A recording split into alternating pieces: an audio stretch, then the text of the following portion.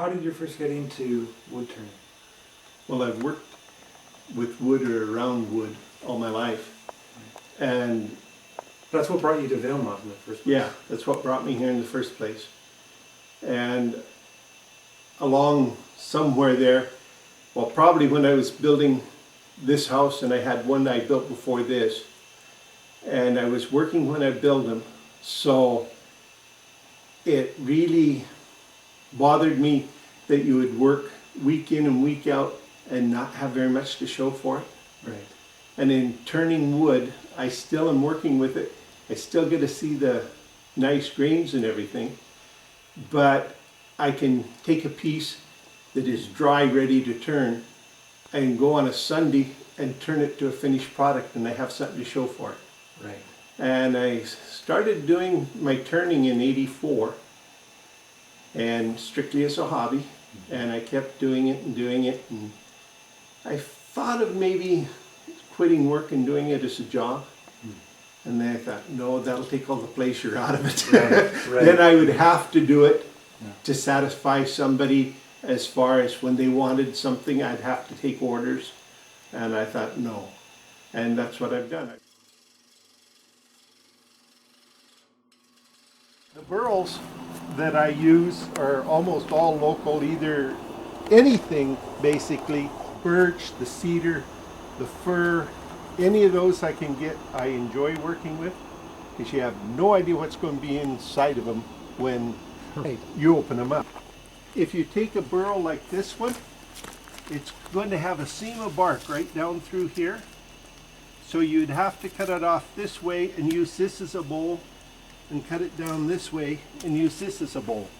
So you really have to look the burl over to see what you can make before you cut. You have no idea what kind of pattern you're going to get.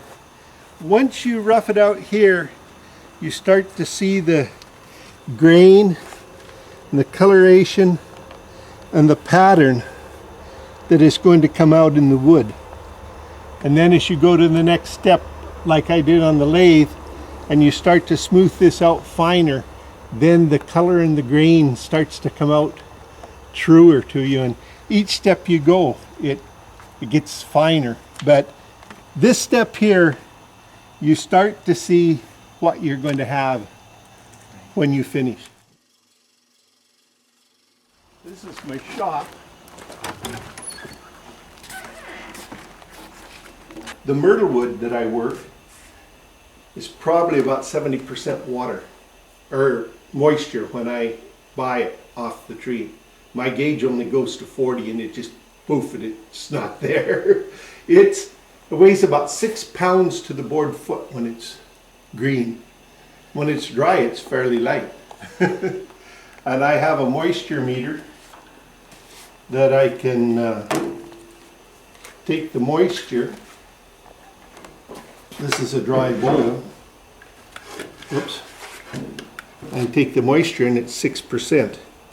Oh, wow. So this one's ready to turn. Whereas if I take this piece,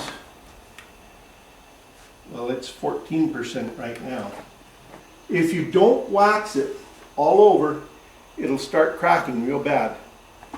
And what I use is a log end sealer, or a end sealer for logs. And you just brush it on. It's a wax product. What it does, it slows it down so that it doesn't crack or warp too bad. This is where, yeah, I do all that, like this roughing out and the final work on the lathe. And it's made in Australia. It'll turn a 16-inch bowl here, or this handle will come off and this chuck will fit back here, and then it'll turn about 28, 30 inches on the back side. So I can turn that big, as deep as I want. Just scraping the wax out of the inside of here so that the chuck will grab it and not slip. If I didn't do this, it will spin if it grabs or something.